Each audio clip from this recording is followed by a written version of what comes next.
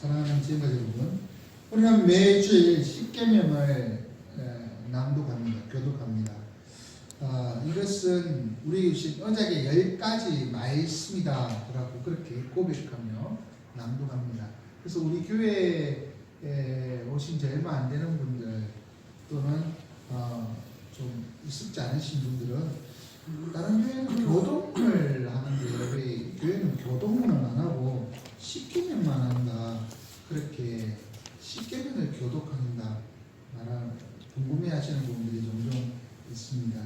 우리는 십계명을 낭독함으로 이 예배가 바로 하나님과의 언약을 갱신하는 그러한 시간이다. 언약 갱신의 시간이라는 것을 고백하고 있고, 또한 십계명 낭독을 통해서 구약의 그런 하나님의 백성과 그 구약의 교회와 연결되어 있는 신약의 교회임을 고백합니다. 또한 이 십계명이 하나님께서 구원받은 이스라엘 백성들에게 주신 것 아니겠습니까?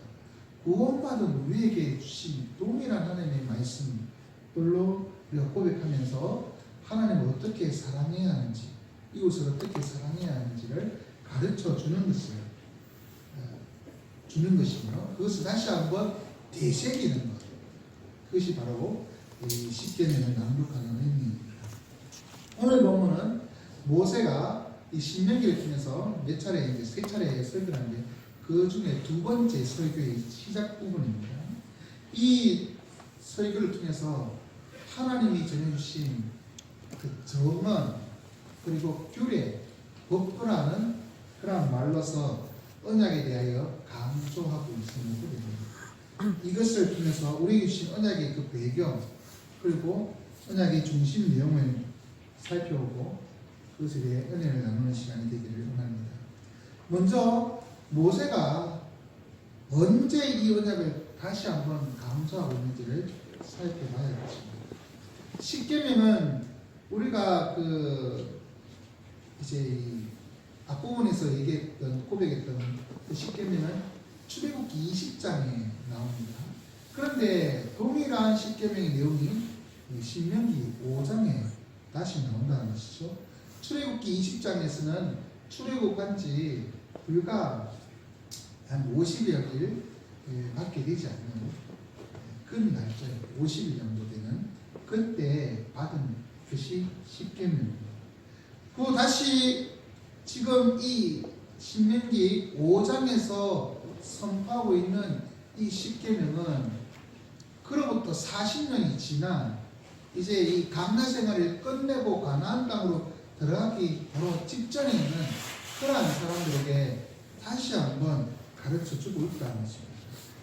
그곳이 어디냐 하면 4장 25절에 있는 것처럼 45절에 있는 것처럼 46절 보면 요단 동쪽 벳불 맞은편 골짜기에 있습니다.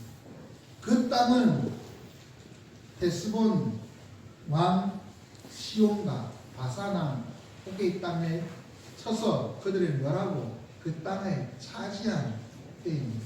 이 두 사람은 아모리 족속의 왕이라 말하고 있고, 이 아모리 족속은 창세기 15장 16장에서 하나님께서 아브라함에 약속하신 그러한 족속인 것이죠. 그들의 땅을 차지하고 있는 것입니다. 약속의 땅을 차지했고 또 강을 건너면 또 가나안 땅, 다시 또 차지해야 될 땅이 있습니다. 그러한 곳에서 하나님이 주시는 그 율법을 다시 한번 기억나게 하는 작업을 하고 있다는 것이죠. 하나님 주신 땅에서 하나님의 말씀대로 하나님의 법대로 살아가야 한다는 것을 강조하는 것입니다. 하나님의 땅에서 하나님의 말씀대로 살지 않으면 그것은 말이 안 되는 것이죠. 하나님의 땅에서 살려면 하나님의 법에 따라서 살아야 하는 것입니다. 그러지 않으면 그 땅에서 쫓아낸다라고 하시는 말씀이 그 첫 번째 설교의 내용이었던 신명기 4장 25절에서 28절 사이에 기록되어 있습니다. 그러므로 이 요단 동편에서 다시 한번 하나님의 말씀 말씀이 무엇이냐, 하나님의 법이 무엇이냐를 다시 한번 기억나게 하는 것입니다. 그런데 이것을 통해서 하나님이 주신 것임을 우리는 알아야 합니다. 그런데 45절에 보면 모세가 정언과 규례와 법도를 선포하였다라고 말하고 있는데요. 하지만 모세가 말한 것처럼 보이지만 이 정언이라 말하는 것 자체가 모세가 들었던 것을 선포하고 있다는 것을 얘기해 주고 있습니다. 다시 말해서 이 율법은 모세가 임의로 정한 법이 아니라 하나님께서 이스라엘과 맺은 언약이고 하나님이 주신 언약입니다. 단지 모세는 이스라엘과 이 하나님 사이에 중보하는 역할을 할 뿐입니다. 40년 전 호렙산에서는 이 언약을 맺을 때 이스라엘 백성들이 불 가운데서 말씀하시는 하나님의 보고 두려워하여서 모세에게 간청합니다. 그것이 출애굽기 20장 18절에 그렇게 기록되어 있는데요. 북백성이 우레와 번개와 나팔 소리와 산의 연기를 본지라 그들이 볼 때 떨며 멀리 서서 라고 나오십니다. 그러면서 모세에게 당신이 듣고 우리에게 말해달라. 그렇게 해서 모세가 듣고 말하여 준 것이 바로 이 십계명인 것입니다. 하나님의 영광스러움을 본 그들이죠. 그들이 하나님께로 직접 들어서 말한 것이 아니라 중간에 모세라고 하는 한 단계를 거쳤지만 그럼에도 불구하고 이것은 하나님을 대면하여 본 것과 진리 없습니다. 왜? 하나님께서 말씀하시는 그 우레와 번개와 나팔 소리 그리고 산의 연기 불을 봤다는 것입니다. 하나님의 임재를 그곳에 봤고 그래서 하나님께서 말씀하시는 그 웅장한 소리를 들었기 때문에 두려워서 그 소리를 듣지 못하겠다 자신들이 포기한 것이죠. 그렇기 때문에 하나님이 주신 것이 틀림없는 사실인 것입니다. 그러므로 누구든지 이 율법이 하나님으로부터 왔다는 것을 부인할 수가 없습니다. 가나안 땅에 들어가기 직전에 있는 이스라엘 백성들 이들에게 이 말씀은 모세가 지정한 말이 아니라 하나님의 말씀, 하나님의 것 그것이 너희들이 구전할 수 있는 것이 아니다. 직접 너희들이 보지는 못했지만 듣지는 못했지만 그러한 일이 있었던 것을 기억하지 않느냐. 그런데 이 율법은 40년 전 호렙산에서 주어졌습니다. 그때 이 율법을 받고 언약을 맺은 자들은 지금 다 죽고 사라졌습니다. 오직 그때 있었던 사람은 그때 성인으로 이 언약에 참여했던 사람은 모세와 그리고 갈렙과 여호수아만이 남아있는 상태입니다. 나머지 사람들은 그때 어렸던 사람들, 성인이 아니기에 언약에 직접 참여하지 못했던 출애굽 1.5세대와 2세대의 이 사람들인 것이죠. 그들은 우리와 직접 맺은 언약이 아니다. 우리 조상들과 맺었지 나와는 관계없는 것이다 라고 말할 수가 있습니다. 가나안 땅에 들어가면 이제 자유다. 내 마음대로 해야지. 이때까지 애굽에서 종살이 했는데 이제는 자유인으로서 내 마음대로 살고 싶다. 그런 마음을 가질 수도 있지 않습니까? 실제로 저는 그런 사람을 봤습니다. 신앙생활 열심히 하다가 이제 다른 지역으로 이제 갔습니다. 대학생이나 이렇게 대학생으로 왔을 때 이제는 부모로부터 자유로워져서 내 마음대로 살고 싶어요. 내 마음대로 간섭도 안 받고 내 마음대로 하고 싶어요. 그런 사람이 있습니다. 이제는 자유롭게 되었다. 그런데 그것이 아니라 이것은 너희와 맺은 언약이다. 단순히 너희 조상들과 맺은 언약이 아니라 너희에게도 적용되는 언약이다. 왜? 하나님께서는 출애굽 1세대를 언약의 대표자로 삼았을 뿐이지 그와 그의 모든 후손들이 하나님과 언약을 맺고 하나님의 백성으로 살아간다는 것입니다. 언약 자체가 하나님은 우리의 하나님이 되고 우리는 그의 백성이 되는 것 아니겠습니까? 그렇다면 지금 조상들만 맺었다고 하면 지금 그들은 하나님의 백성이라고 할 수 없습니다. 하나님과 상관없는 자들입니다. 하지만 너희들이 지금 나의 백성으로서 살아가겠고 나의 인도함을 따라 불기둥과 구름기둥으로 그리고 날마다 만나와 또 매출하고 반석에서 물이 나오는 것을 먹고 살고 있지 않느냐. 하나님과 맺은 언약, 너희가 맺은 언약. 그래서 너희에게도 이 언약이 그대로 적용된다. 그러면 이 언약은 그냥 구약시대 사람들에게만 적용될까요? 어느 시대든 어느 민족이든 하나님의 백성으로 부름받은 자라면 이 언약의 말씀은 그대로 적용되어야만 하는 것입니다. 하나님의 백성으로 하나님의 법대로 살아가는 것은 지극히 당연한 것이기 때문입니다. 그러므로 이 언약의 말씀, 이 십계명은 지금 이 시대를 살아가고 있는 오늘날의 그리스도인에게도 동일하게 적용되는 우리와 맺은 언약인 것입니다. 그렇기 때문에 우리는 매주일마다 이 언약의 갱신으로 십계명을 교독하고 있는 것입니다. 하나님과 언약을 맺으신 지형가족 여러분, 우리는 하나님의 백성임을 확신하고 계십니까? 그렇다면 하나님의 말씀대로 하나님의 법대로 살아야 하지 않겠습니까? 세상의 법은 불완전합니다. 세상의 법은 그 적용도 차별이 있습니다. 김치한 사람에게는 유전무죄, 무전유죄, 옛날에 유행했던 그 말.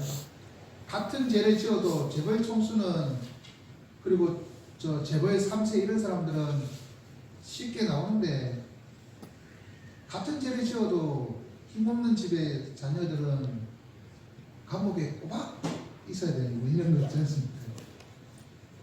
그런데 하나님의 법은 완전합니다.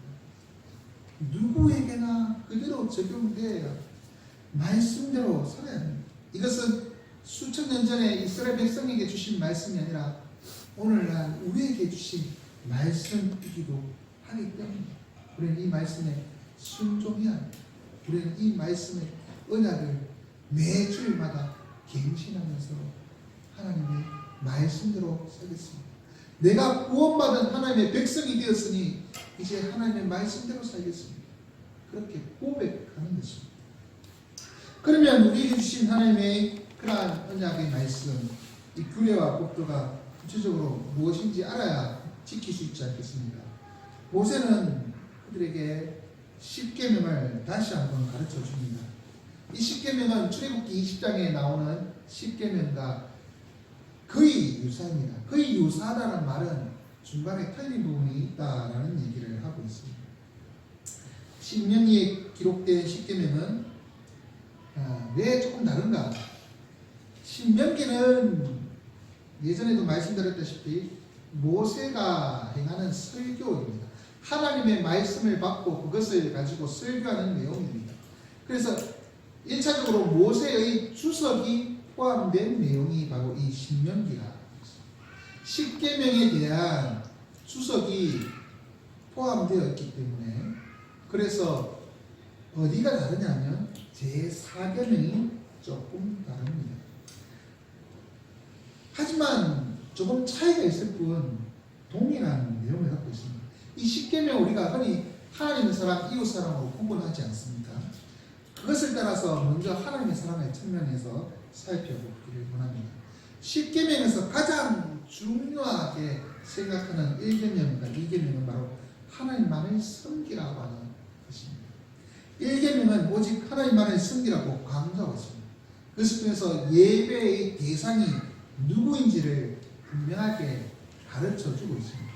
그리고 2계명에서는 하나님을 섬기되 온갖 우상을 만들어서 그것을 하나님이라고 생각하고 섬기는 그러한 방법을 금지하고 있습니다. 다시 말해서 이것을 올바른 예배의 방법에 대해서 가르쳐 주고 있다는 것입니다. 이를 통해 하나님의 백성으로 부름받은 이스라엘 백성들이 오직 하나님만을 바르게 섬겨야 한다는 것을 강조하는 것이 바로 1계명과 2계명입니다. 오늘날에 살아가고 있는 우리도 하나님의 백성으로서 하나님의 자녀로서 하나님만을 바르게 섬겨야 합니다. 만약 우리가 하나님이 아닌 것을 섬기거나 또한 하나님이라고 하면서 온갖 형상을 만들어 섬긴다면 그것은 하나님을 사랑하는 자가 아니라 하나님을 나의 욕망으로 이용하는 자에 불과한 것입니다. 하나님은 우리가 볼 수 있는 그런 형상으로 계신 분이 아닙니다. 우리와 함께 하시며 우리의 모든 예배를 받으시기 원하시는 분이십니다. 그러니 하나님만을 섬기는 우리들이 되어야 할 것입니다. 그와 함께 제3계명은 하나님의 이름에 대한 계명입니다. 이름은 그 사람의 정체성을 나타내지 않습니까? 이름 자체에 어떠한 그 의미를 담고 있습니다. 이름을 대부분의 자신의 이름을 자신이 짓는 경우 거의 없잖아요. 대부분의 부모님이나 이렇게 가족들이 지어 주지 않습니까? 그러면 그 이름에 아무렇게나 뭐 이렇게 짓지 않습니다. 예전에 또 무슨 그 달자 뭐 이렇게 끝순이 뭐 이렇게 하면 이제 다른 그만 뭐 이런 의미를 담고 있는 것처럼 있지 않습니까? 그리고 저의 이름에도 참 그 깊은 뜻이 있고 사람들마다 의미가 있습니다. 그만큼 이름에는 의미가 담겨 있습니다. 그런데 그 이름을 함부로 이렇게 바꾸어 부르거나 함부로 부르면 상당히 기분이 안 좋지 않습니까? 저는 제 이름이 상당히 좋은 이름이라고 생각했는데 학교 다닐 때 꼭 그 박에다가 기역자를 자꾸 떼고 부르더라고요. 애들이 딱 떼고 불러가지고 제가 상처를 많이 받았습니다. 네. 그것처럼 하나님의 이름을 함부로 부르는 것, 그것을 바꾸어 부를 수도 있고 또한 그것을 막 함부로 부르는 것, 그것은 하나님의 마음이 상하는 일인 것입니다. 보통의 인간도 그런데 특별히 창조주이신 하나님께서 피조물에게 그런 대접을 받으신다면 기분이 좋으시겠습니다. 그러므로 하나님의 이름을 망령되이 사용하는 것은 신성모독의 죄를 짓는 것입니다. 단순히 하나님의 이름을 놀리는 것에 금하는 것이 아니라 또한 이것은 하나님의 임재와 능력을 나타내는 이 이름, 하나님의 정체성을 나타내는 이 이름을 지극히 개인적인 목적과 이익을 위하여 이용하거나 거짓되게 사용하는 모든 행위를 금하고 있는 것입니다. 하나님의 이름은 우리의 존경과 경배의 대상이지 우리가 함부로 이용할 수 있는 그러한 공공재가 아닙니다. 하나님의 이름을 함부로 사용하는 자는 하나님을 사랑하는 자가 아니라 하나님의 신성을 모독하는 자인 것입니다. 그러니 하나님의 이름을 위하여 나의 이익을 추구하는 것, 또한 하나님을 유익거리로 삼는 것, 그 모든 것들이 하나님 앞에서 불경한 것임을 기억하고 바르게 살아야 합니다. 우리 또한 하나님의 이름을 가진 자들 아닙니까? 그리스도인이라 그렇게 부르고 성도라 부릅니다. 거룩한 물이라 부릅니다. 그런데 우리가 그리스도인이라는 것을 세상 사람들이 아는데도 불구하고 그리스도인답지 않은 모습으로 살아갈 때 하나님의 이름을 망령되이 그는 경우다. 그러한 삶을 살지 않고 항상 바르게 살아가려고 노력해주십시오. 이것이 하나님의 사랑하는 자의 모습인 것입니다. 그리고 하나님께서는 제4계명을 통하여 안식일을 지켜 거룩하게 하라고 명하십니다. 안식일을 지키는 것은 사회적으로 상당히 중요합니다. 사람이 1년 365일 일만 할 수 없지 않습니까? 그런데 이스라엘 백성들은 이 계명을 받기 한 2달 전까지만 해도 휴식이 어디 있습니까? 빨간 날이 어디 있습니까? 그냥 1년에 365일 이 날짜가 어떻게 지나가는지도 모르고 매일매일 주인이 시키는 대로 일만 했던 사람들입니다. 그러한 사람들에게 하나님께서는 안식을 주셨습니다. 그래서 그 안식에는 주인만이 참여하는 것이 아니라 그 집에 사는 모든 사람들이, 심지어 종들과 가축까지도 그 안식에 참여하는 것입니다. 안식을 누리는 것입니다. 그러면서 신명기 5장의 이 사계명에서의 안식은 이렇게 말합니다. 너는 기억하라. 내가 애굽 땅에서 종되었더니 내 하나님 여호와가 강한 손과 편팔로 거기서 너를 인도하여 내었나니 그러므로 내 하나님 여호와가 내게 명령하여 안식일을 지키라. 종되었다가 해방되었기 때문에 이제 안식을 누리는 것을 의미하고 있는 것입니다. 그런데 이것은 출애굽기 20장에서는 좀 다른 의미로 가르치고 있습니다. 하나님께서 엿새 동안 나 여호와가 하늘과 땅과 바다와 그 가운데 모든 것을 만들고 일곱째 날에 쉬었습니다. 그러므로 나 여호와가 안식일을 복되게 하여 그날을 거룩하게 하였느니라 말하고 있습니다. 출애굽 20장에서는 이 안식의 의미를 창조하고 난 이후에 하나님께서 제정하신 그 안식, 그 안식에 참여하는 것을 말하고 있는 것입니다. 결국 사회적으로나 종교적으로나 이 안식은 상당히 중요합니다. 이 안식에, 다시 말해서 오늘날에 일요일 있지 않습니까? 믿는 자나 믿지 않는 자나 다 쉬는 날입니다. 믿는 자만 쉬는 것이 아니라 이 날은 결국 하나님께서 모든 사람들에게 안식하도록 하셨습니다. 하지만 그것과 다르게 믿음의 사람들에게는 하나님께서 창조하고 하나님께서 제정하신 그 안식에 참여하는 것, 다시 말해서 하나님의 백성으로 하나님의 안식에 들어가는 것을 의미하는 것입니다. 그리고 그것은 하나님이 우리를 구원해 주셨기 때문에 구원의 은혜에 감사하며 하나님의 안식에 들어가는 것입니다. 그러므로 이 날은 결국 하나님의 안식에 뭘 하겠습니까? 단순히 텔레비전 보면 노는 날이 아니라 하나님 안에서의 안식이기 때문에 그 날은 예배드리는 날인 것입니다. 하나님과 교제하는 안식입니다. 아담과 하와가 만들어지고 그 다음 날이 바로 안식일 아닙니까? 그날부터 그가 무엇을 합니까? 하나님과 교제합니다. 이것이 바로 하나님께서 안식을 주신 이유인 것입니다. 단순히 일했으니까 피곤한 당신 쉬어라, 이것이 아니라는 것입니다.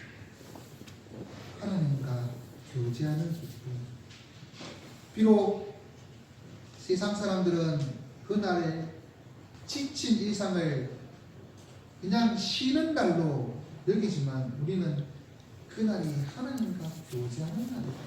그래서 제4계명은 예배의 시간에 대한 계명이기도 한 것입니다.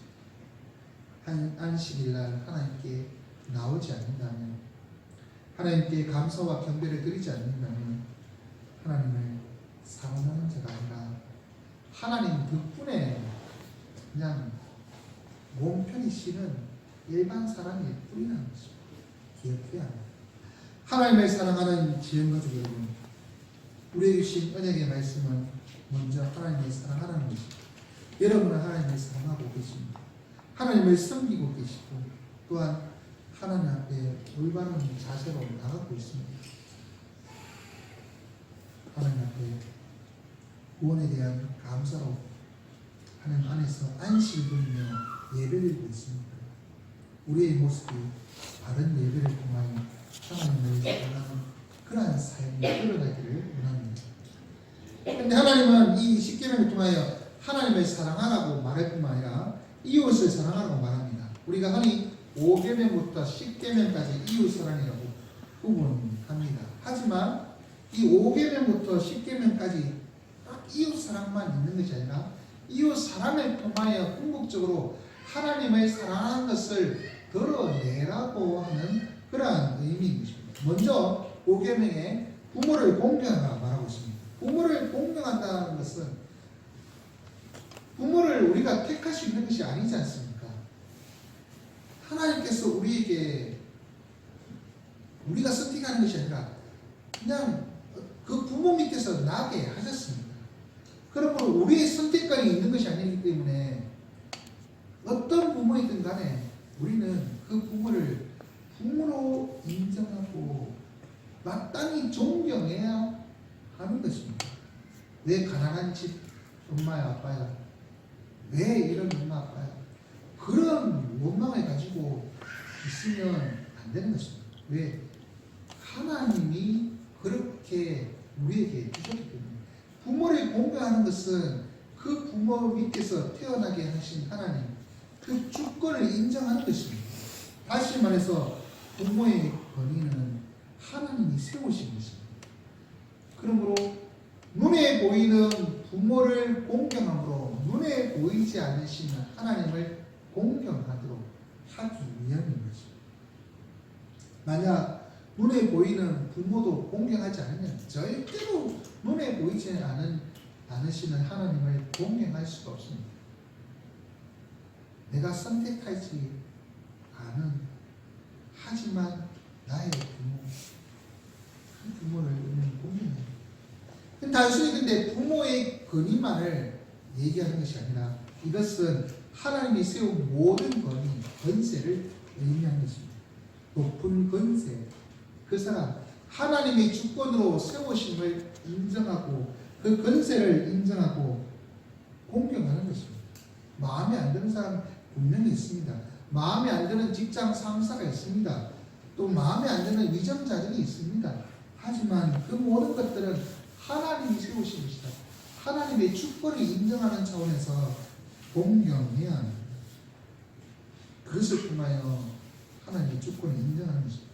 만약 하나님이 세우신 권위를 인정하지 않으면 이웃사랑이라고 말할 수 없는 것입니다. 하나님의 세우신 권위를 인정함으로 이웃사랑을 실천하는 것이고 그것을 통하여 그들을 권위자로 세우신 하나님을 인정하고 하나님을 존경하는 것입니다. 다시 말해서 이웃사랑과 하나님 사랑이 엮여져 나오는 것이 바로 부모를 공경하는 것입니다. 그와 함께 하나님은 우리에게 이웃의 생명과 재산을 인정하고 보호해 주는 것을 강조하고 있습니다. 이웃은 단순히 사람이 아니라 하나님의 형상으로 지음받은 존귀한 자입니다. 그 사람이 믿는 자인지 불신자인지 상관하지 않습니다. 그 사람 자체가 하나님의 형상으로 지음받은 자입니다. 그렇기 때문에 그 생명을 귀하게 여기는 것은 상당히 중요합니다. 살인은 하나님의 형상을 파괴하는 심각한 범죄이기 때문입니다. 단순히 그는 살인한다는 것, 사람을 죽인다는 것을 또한 금하는 것이 아니라 이것은 다양한 형태로 나타나는 인격 모독, 인권 탄압 그러한 형태의 그러한 모습들까지도 금하고 있는 것입니다. 이웃을 미워하는 것, 이웃에게 형제를 나가라고 욕하는 것, 다 그것이 살인하는 것이라 그렇게 말하고 있지 않습니까? 그러므로 인간 하나님께서 형상으로 지어주신 이 인간의 그 존엄성을 해치는 모든 행위들을 하나님께서는 금하고 있는 것입니다. 하나님이 세우신 만드신 형상을 인정하고 존귀해 줍니다. 그리고 또한 그에게 있는 재산, 그가 가진 모든 것들을 인정하는 것입니다.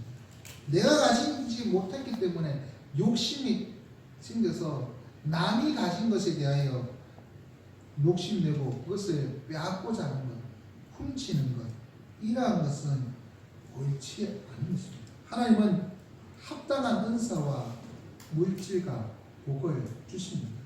이웃에게 필요하기 때문에 합당하기 때문에 주셨고 나에게도 합당하기 때문에 이렇게 주셨다는 것입니다.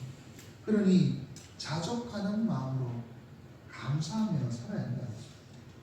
탐심은 우상숭배라고 말하고 있습니다. 하지만 작은 것이라도 감사하는 사람은 그것은 은혜가 넘치는 삶입니다. 그러므로 하나님이 만드신 형상 그리고 하나님이 주신 그 이웃의 그 재산, 그 물질, 그 모든 것들을 인정하고 그들을 보호하는 것, 그것을 통하여 이웃 사랑과 하나님이 그들에게 주셨다, 그리고 하나님의 형상이다 라는 것을 통해서 하나님의 사랑이 드러나는 것입니다. 그리고 이러한 이웃 사랑의 모습은 항상 하나님과 사람 앞에서 정결한 삶을 살도록 요구하고 있다는 것이죠. 제7계명이 무엇입니까? 간음하지 말라. 하나님이 주신 가정을 바르게 지키라. 가정 앞에 서로의 그 상대방의 그 부부 앞에서 항상 진실하고 신실하라. 그 얘기하는 것 아니겠습니까? 하나님이 세우신 이 가정을 지키고 그 앞에서 바르게 살아가는 것이 바로 이 7계명입니다. 서로에게 진실한 삶을 살아가는 지키는 것. 그것과 함께 제9계명은 거짓 증거하지 말라는 것입니다. 거짓 증거는 재판에서 나온 것이죠. 다시 말해서 하나님의 공의가 이루어지도록 항상 진실하게 살아가는 것입니다. 하나님 앞에서 나는 삶으로 살아야 합니다. 결국 하나님 우리에게 요구하는 것이 뭐냐면 사람에게 서로 진실하고 신실하면 하나님 앞에서도 진실하고 신실할 수 있는 것이죠. 간음하지 말라고 하는 그것을 지킬 때 하나님이 아닌 다른 우상에게 숨기는 영적인 간음을 또한 우리는 막을 수 있는 것입니다. 그리고 거짓 증거하지 않는 사람 앞에 진실한 사람은 그것을 통해서 하나님의 의를, 공의를 이룰 수 있는 것입니다. 하나님의 사랑은 바로 이렇게 이웃 사랑과 함께 이웃 사랑을 통해 하나님의 사랑이 드러나는 것입니다. 이웃을 사랑하기 원하시는 지원가족 여러분, 여러분의 이웃은 누구입니까? 그들을 위하여 어떻게 사랑을 베풀고 있습니까? 하나님이 세우신 권위를 인정하고 존경하시기 바랍니다.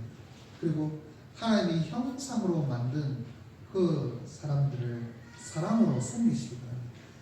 그리고 하나님이 주신 물질 그리고 그 가정에 만족하시고 항상 진실하고 신실한 삶, 그래서 하나님과 사람 앞에서 정결한 삶을 살아가는 여러분 되시기 바랍니다.